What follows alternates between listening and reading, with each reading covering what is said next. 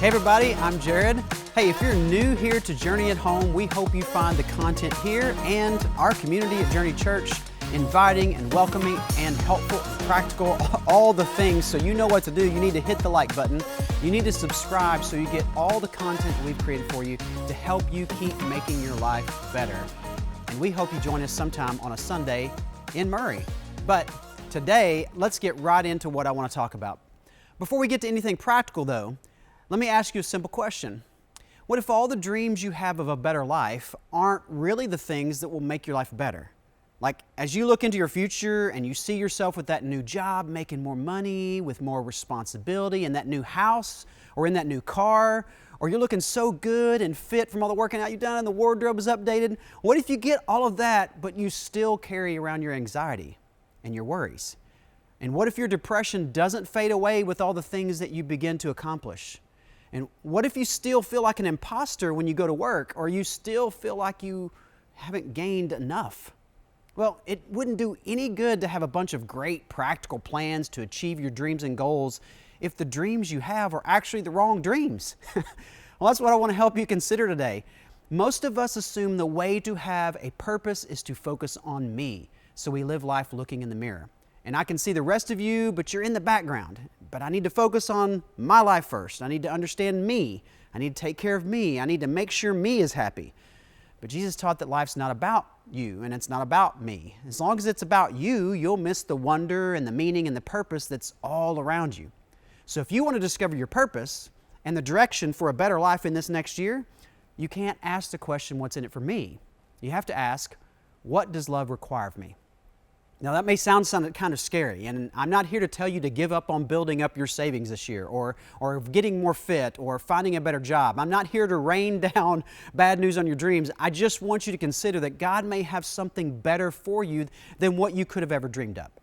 You could be chasing some really good things, but not the best things, or maybe not in the best way. So Jesus told his own parable about this very idea. In Matthew 13, the story is recorded like this.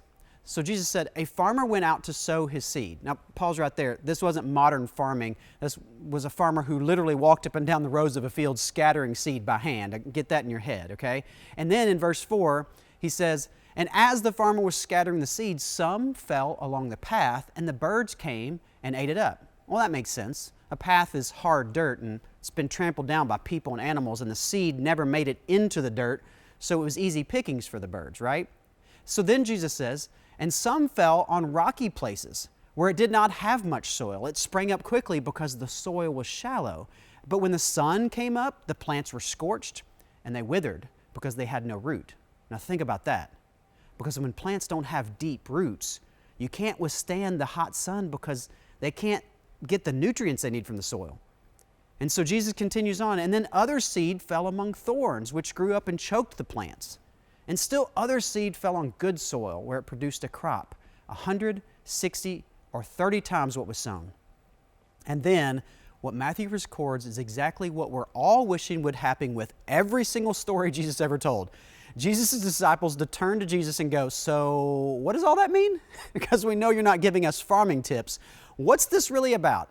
And Jesus begins to explain, and Matthew writes it down. He says, sometimes when people hear about the kingdom, and by kingdom, Jesus is referring to this way of life that was full of meaning and purpose and joy and love and peace and kindness that was focused on other people. And when people hear about what God's way of finding all those good things in life was, they don't understand it. And then the evil one comes along and steals it away, just like the seed that falls along the hardened path. Well, let's make this practical. What keeps you from internalizing and embracing this new kingdom, this new life that focuses on others before yourself? I don't know for sure what it is for you, but I know what it is for me. Fear. I'm afraid my needs won't get met if I focus on others. I'm afraid I won't get what I need. I'm afraid the choices I've already made are so terrible that I'll never be able to get back on track, or that the mistakes I've made mean that I can't really help anybody else. I'm afraid God's plan for me is something I'll hate doing, or it'll be so difficult that I won't be able to do it. I mean, are you resisting because you're scared you've blown it, or you're not worth it, or you won't trust God with it? You owe it to yourself to at least admit that this is really going inside of you, that fear, because you've only got one shot at living your purpose in this life. And if fear has a grip on you, here's what I want to encourage you to do. I want you to just believe.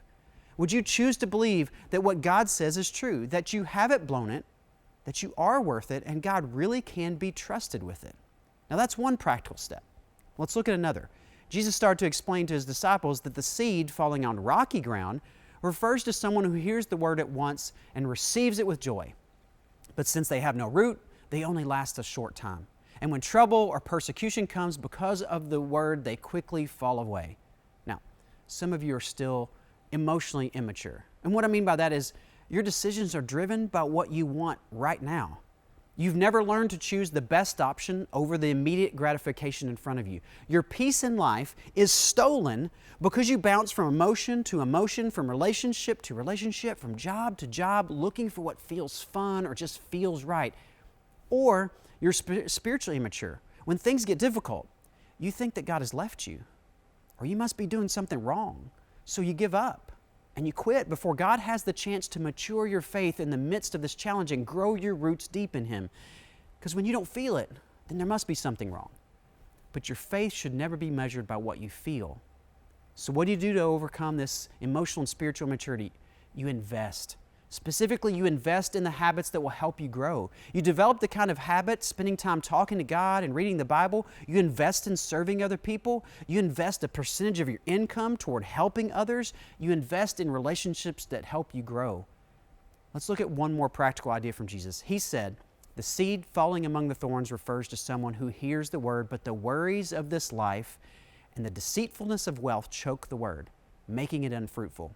In other words, Jesus said you can miss your purpose because of distractions.